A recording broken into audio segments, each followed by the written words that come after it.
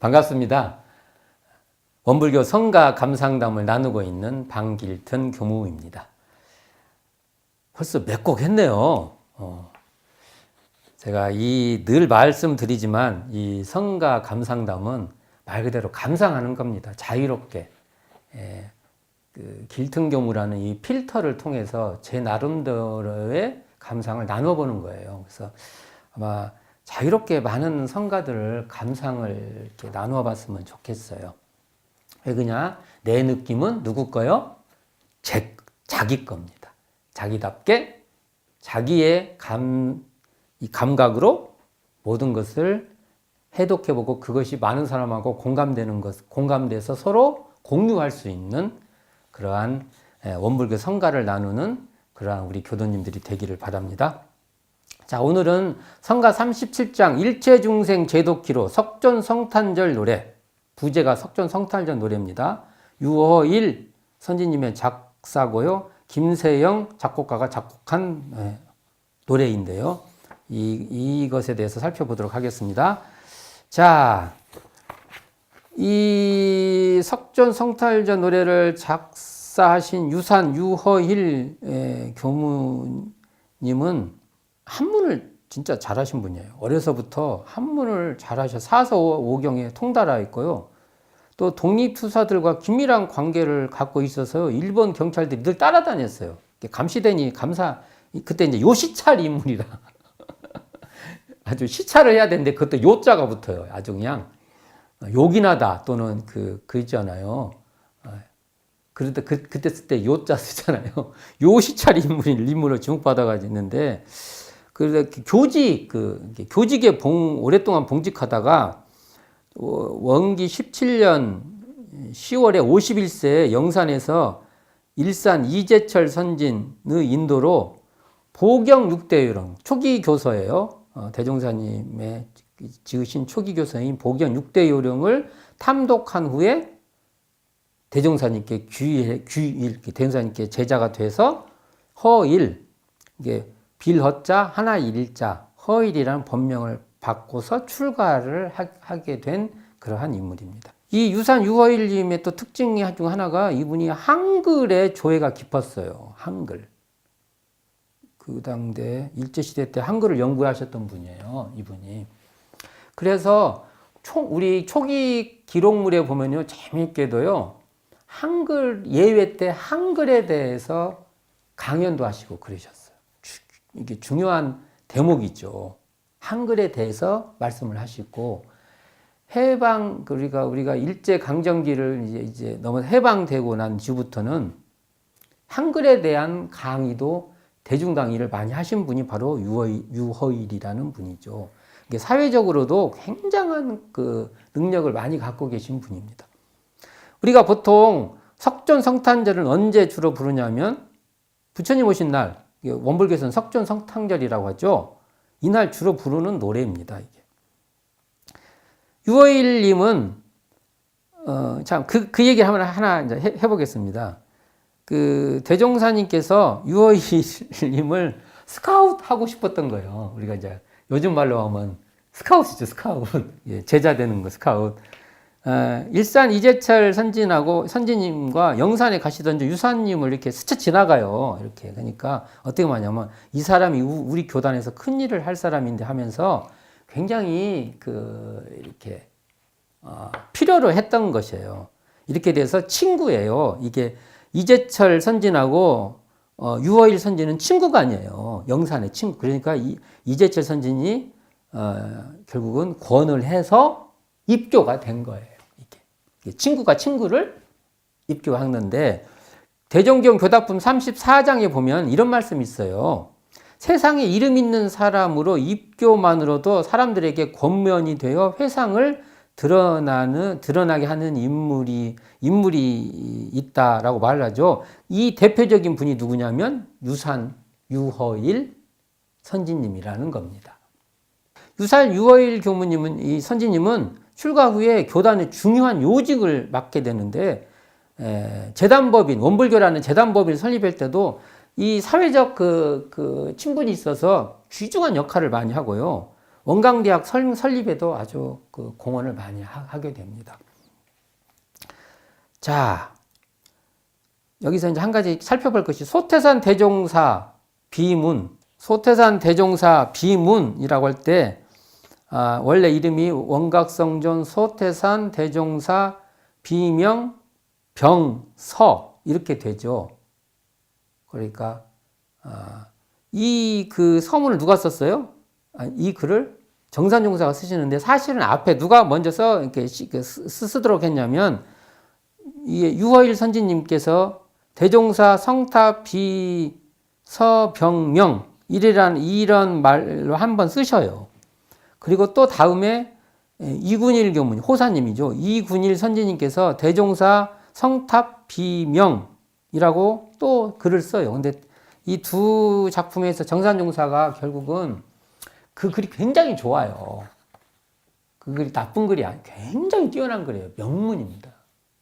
이게 보통 이렇게 비명 쓸 때 이런 비명을 쓸 정도의 실력이라는 건요, 대단한 거예요. 이게 대단한데, 문제는, 근데 여기서 정산종사께서 뭐 하나가 부족했다고 느끼신 것 같아요. 뭐냐 하면은요, 대종사님을 주세불, 우리가 세부천님이라 말할 때는 그건 주세불이라는 말입니다. 이게 주세불이라는 점과 이 원불교를 주세회상, 이게 세회상이라고 할 때도 새로운 주세회상이라는 거예요. 이게 이러한 선언에 약간 좀 부족함을 느끼신 것 같아요. 좀 더 앞에 천진배치 시켜갖고 이거야 하고 이렇게 말하는 내용이 그 내용에 보면 그런 점도 있어요. 그러나 좀 선명성 이걸 하기 위해서 정산종사께서 다시 지은 것 같습니다.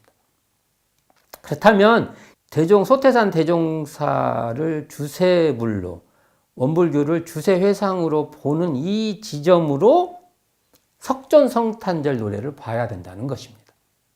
자, 그렇죠. 소태산과 석가모니 관계를 어떤 관점으로 봐야 할 것인가? 그러니까 이 노래를 부르면서 우리는 분명히 가려야 되는 것이죠. 또 뭐가 있냐 하면은 석존석탄절을 어떤 관점에서 봉축을 할 것인가? 이런 문제가 대두가 됩니다. 자, 이 지점일 때 연원불이라는 것이 연원이라는 말이 늘 핵심으로 나옵니다. 소태산 대종사께서는 석가모니 부처님을 연원이다, 연원불로 모신다. 그래서 우리는 석존석탄절을 사실은 우리는 연원불로 오신 날로 달리 말할 수 있는 것이에요. 우리에게는 연원불이 오신 날이에요. 연원불이. 그렇다면 이 소태산 대종사께서 석가모니 불에 연원을 됐다 할 때 이 연원은 어떤 뜻이냐 이겁니다. 이때 우리는 소태산 대종사가 연원을 됐다는 것은 뭐냐면 소태산 대종사가 연못을 이렇게 파가지고요. 큰 연못을 파서 도량도 의도적으로 계획도시 만들듯이 쫙쫙쫙 펴가지고 주변에 있는 산 계곡의 물줄기를 끌어오는 거예요. 의도적으로. 그렇기 때문에 물줄기를 댄 것을 연원이다. 이렇게 말을 하죠. 우리가 대종사님께서 연원을 됐다고 할 때는. 그럼 여기서 주체는 뭡니까? 중심은 소태산 대종사의 대각과 그 경륜이 중심이죠. 그리고 그 경륜에, 그 대각과 경륜에 의해서 곳곳에 있는 그 물줄기에다가 도량을 내고 물을 대는 겁니다. 그때 가장 주체적이고 주체적으로 그 물을 댄 것이 어디냐면은 바로 석가모니 부처님과 불법이라는 것입니다. 저는 이러한 관점에서 바로 석존성탄절 노래도 불려야 된다고 저는 봅니다. 특히 그 연원을 댄 것 중에서도 주체를 뭘로 삼았냐 하면 불법으로 주체를 삼았다는 겁니다. 설계는 누가 했어요? 소태산 대종사께서 설계하신 거예요. 기둥 이런 것을 불법으로 주체를 삼았다고 해도 그 설계는 소태산 대종사의 대각과 경륜에 의해서 그것이 그 구조가 설계되고 이루어졌다는 겁니다. 그때 주체를 삼은 것을 존숭하겠다는 겁니다. 그러니까 이러한 관점에서 본다고 하면 석가모니 부처님을 소태산 대종사의 연원으로 모시는 것인데, 이것 그래서 우리는요 이 연원의 뜻을 잘 알아서 부처님 오신 날을 소태산 대종사에게 있어서는 연원불 오신 날이다, 이렇게 우리는 이해해야 되고, 소태산 대종사께서 부처님의 뜻을 더욱 존숭하겠다는 그 뜻이 바로 연원을 된다는 것에 갈마 있다. 저는 이렇게 보고 있습니다.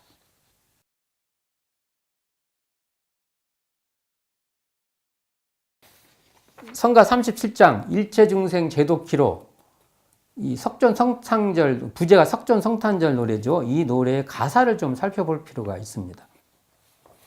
가사죠. 자, 소태산 대종사는 대종경 교의품 9장에서 부처님을 본사, 여기서 근본이 되는 스승에서 본사란 말이 나와요. 이 본사가 뭐예요? 연원이에요. 연원. 이 본사가. 본사를 모시는 참다운 숭배는 부처님 말씀에 근본 정신을 존중히 받들고 또한 육군을 작용할 때 그대로 행을 닦아서 부처님의 법통과 사업을 영원히 계승 발전시키는 것이라고 역설합니다. 이걸 보면은 뭐냐면 근본 정신을 존중한다는 게 여기 핵심 포인트입니다. 그래서 그러니까 이게 석존성탄전 노래를 부를 때 그 근본 정신이 무엇인가를 우리는 알아야 된다고 봅니다. 자, 이처럼 연원 정신은 근본을 존숭히 받들어 존중하며 그 근본을 계승 발전시키는 것입니다. 이것이 성가 37장 석존성찰절 노래에 부처님 8상을 연원불로 존숭한 노래로 이렇게 쭉쭉쭉 이렇게 배열되어 있습니다. 그걸 한번 살펴보도록 하겠습니다. 1절 일체중생 제도키로 우리 석존 탄생할제, 이 부분은 아마 룸비니 동산에서 탄생하신 비람강생상을 나타내고, 28년 도솔궁에 서기 타고 내리셨다. 이건 도솔천에서 왕궁가에 내리신 도솔레이상을 압축하여 설명한 것이라고 봅니다. 2절에 30이상 좋은 풍채 거룩기로 하려니와 사문유관 하신 뒤로 생로병사 깨쳤도다는 생로병상의 고통을 직면하죠. 사문 이렇게 왔다 갔다 이렇게 사문 이렇게 네 가지. 그래서 이 사문유관상을 말한 거죠. 동서남북 그 문에서 생로병사 이걸 이렇게 보시했다는 것이죠. 이 생로병사를 깨닫기 위하여 출가하여 구도하는 유성 출가상을 또 나타내고 있다, 이렇게 볼 수 있고요. 3절은 500생의 쌓인 공덕 장하기도 하려니와 6년 설산 가진 고행 그하니 자비런가 라는 이 대목에서 설산으로 상징하고 있는 고행 수도의 설산 수도상과 보리수 아래에서 깨달으신 수화항마상을 나타내고 있다고 볼 수 있죠. 근데 여기서 설산이라고 하지 않습니까? 설산. 사실은 부처님이 이렇게 수행했던 곳은 설산이 없어요. 눈이 없다고요. 이게 막 거친 황무지, 막 약간 사막은 아니지만 이게 거친 그런 황무지 땅을 말하죠. 이건 아마 설산은 고행의 상징적 표현으로 된 것이라고 봐야 됩니다. 79세 열반낙은 불생불멸하여 있고 사라쌍수 아래에서 열반에 드신 쌍린 열반상을 나타내고 8만3천 무량법문 사생의 자비로다는 노건 정법상으로 비롯된 무량자비의 제도를 나타내고 있다 한다면 5절의 구품연화 높은 대상 장어말사 금색광명 시방세계 통하여서 만만겁에 빛나도다. 이 말은 부처님을 찬양하고 있는 것으로, 여기서 구품연화 나오잖아요. 구품연화는 이렇게 극락왕생의 이렇게 정토종에서 극락왕생하는데 상품, 죽품, 하품의 각 품마다 상생, 중생, 하생이 있어요. 그러면 세 개의 상생, 중생, 하생이 있으니까 하면 9가지 품위가 돼요. 그래서 맨 위가 뭐냐면은 부처님이 정상인 상품의 상생의 구품의 연화에 앉아 계셨다는 이런 상징적인 표현입니다. 그러니까 이 깨달음의 세계를 말씀하신 거죠. 근데 이제 이 말은 사실은 이게 좀 대산종사께서 뭐라고 풀어주시냐 하면 부처님의 팔상을 우리의 수행과 연결해서 이렇게 말씀을 하십니다. 이 중에서 다는 못하고요. 한 가지만 한번 말해봅시다. 몇 가지 말해볼게요. 도솔내이상은 뭐라고 말씀하셨냐면 우리도 우리 마음대로 육도 세계를 거래 왔다 갔다 하도록 마음의 자유를 얻는 공부를 하자는 것이요. 이렇게 했어요. 올 때 오지 않습니까? 유성출가상은 뭐라고 말씀하셨냐면 우리도 집안 중에 있거나 출가를 했거나 우리를 싸고 있는 욕망의 성을 뛰어넘는 공부를 하자. 이렇게 풀어주셨어요. 이게 한번 다 풀어보실 필요가 있어요. 비람강생상은 뭘까? 사문유강상은 뭘까? 설산수도상은 뭘까? 설산수도상을 한번 볼까요? 우리도 수도하는 경로에 무서운 설산이 있음을 각오하고 설산을 녹여버리는 공부를 하자. 이렇게 풀어주셨어요. 이게 쌍림열반상 한번 보겠습니다. 자, 우리도 평상시부터 원정무별한 정공부를 하여 마음에 얼매일 것이 없는 해타르 열반에 드는 공부를 하자. 우리도 한번 이게 자기 나름대로 이것을 어떻게 하면 좋을까 한번 이렇게 따져볼 필요가 있는 거죠. 한번 해석해 볼 필요가 있습니다. 자, 이런 뜻을 보면, 이거 종합을 한번 해보면, 소태산 대종사께서는 부처님의 본 뜻을 살리는 것이 소태산 대종사의 의도라고 저는 봅니다. 어떻게 소태산 대종사는 부처님의 이 본 뜻을 살렸냐 하면, 불생불멸과 인과보응으로 살리셨다고 봅니다. 불생불멸의 참모습을 드러내고, 미래일수록 은혜를 생산하는 그 활동하는 인과보응의 시대를 열어서, 이게 인과가요, 은혜로서 인과예요. 옛날같이 막 업보의 인과가 아니에요. 대종사님의 인과보응은. 어떤 인과라고요? 은혜를 서로 주고받는 그 보은의 인과예요. 우리가 미래시대. 그렇게 대종사님은 여시죠. 그러니까 낙원으로 인도하려고 하셨죠. 광대무량한 낙원으로. 그래서 일 속에서 사람을 만나는 관계 속에서 은혜의 인과를 개척해라. 이게 저는 석존성탄절의 노래의 본이라고 봅니다. 소태산 대종사가 우리에게 인도하는 내용이라고 봐서 미래시대에 맞게 생면 없는 도와 인과보응된 이치가 서로 바탕하여 한 뚜렷한 기틀을 짓도록 하는 것이 바로 어찌 보면 부처님이 가지고 있는 그 본래의 뜻이고 소태산 대종사가 또 계승하려고 하는 그 뜻이라고 봅니다. 깨달음의 계보가 이어져 있다. 깨달음의 종교고, 그러나 미래의 시대의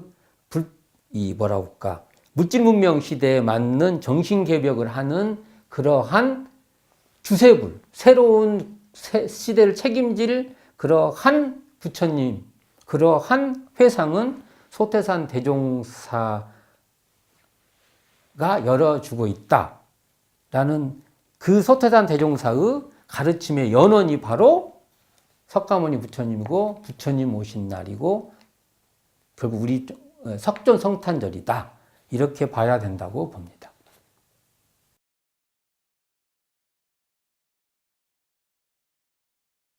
이 성가 37장을 한번 이 음들을 한번 우리가 이렇게 감상을 해볼 필요가 있는데요. 이 성가 37장은 가사 중에 이거 보면은 13579로 시작하고 중간에는 24689로 이렇게 돼 있는 이게 형식미가 있어요. 잘 보세요. 가사를 보면은 그렇게 돼 있어요. 의도적으로 쓰신 거예요. 그래서 이걸 순서대로 쭉 보면요. 1, 2, 3, 4, 5, 6, 7, 8, 9 시방색에서 10. 시방할 때 원래 10이잖아요. 10방이잖아요. 1, 2, 3, 4, 5, 6, 7, 8, 9, 10을 운으로 맞춰서 멋스럽게 만든 이 구조미가 있는 거예요. 재밌죠? 이게 한학을 하신 분이라 이런 또 이게 운을 맞추신 것 같아요. 이게. 성가 37장, 일체중세 제도키로인 석잔송탄절 노래, 이것을 이렇게 반주도 들어보고 또 노래도 들어보고 하면은 저는 달빛에 물든 구름을 보는 느낌이 있습니다. 그렇게 의도적으로 딱 세팅을 배경을 깔아놓고 한번 들어봅니다. 제가 별스럽죠. 막 자기 마음대로 생각해서 근데 달빛에 물든 구름을 보는 느낌으로 이 노래를 이렇게 달이 떨 때 구름이 지나가는 그 풍경 있지 않습니까? 왜냐면 구름이 달빛에 은은히 물들어 있고요. 구름이 달빛에 은은히 물들어 있고 구름은 달빛에 녹아 흘러가는 경치가 이렇게 쫙 흘러가게 됩니다. 우리가 이게 이걸 보면요. 은은한 그 구름 너머로 이렇게 달이 더욱 달스러움이 있습니다. 이게 은은하게 물든 구름에 더욱 달의 맛이 더 있어요. 그냥 달을 딱 보는 것보다요. 이렇게 구름에 이렇게 한번 이렇게 투과된 그 달의 맛이 굉장히 좋습니다. 창호지에 비친 달빛이 더욱 정감에 불러오듯이 저는 어릴 때 창호지를 이렇게 썼거든요. 그래서 이렇게 보면은 그 창호지로 달빛이 쫙 들어와요. 진짜 멋있습니다. 저는 이 노래에서 이런 이렇게 은은히 울리는 음들이 이렇게 마음을 이렇게 쫙 스며서 녹여드는 것 같아요. 뭐랄까? 마음을 물들이는 어떤 그 맛들임? 정말 그 달이 창호지로 이렇게 쫙 들어오는 그 밝은 게 아니에요. 은은한 밝음. 그러한 맛들임이 저를 쫙 파고드는 그런 느낌이 있어서 이렇게 구름과 달빛, 창호지와 달빛 이런 인연이 마치 연원의 뜻을 이렇게 우려내는 그러한 맛을 좀 느낍니다.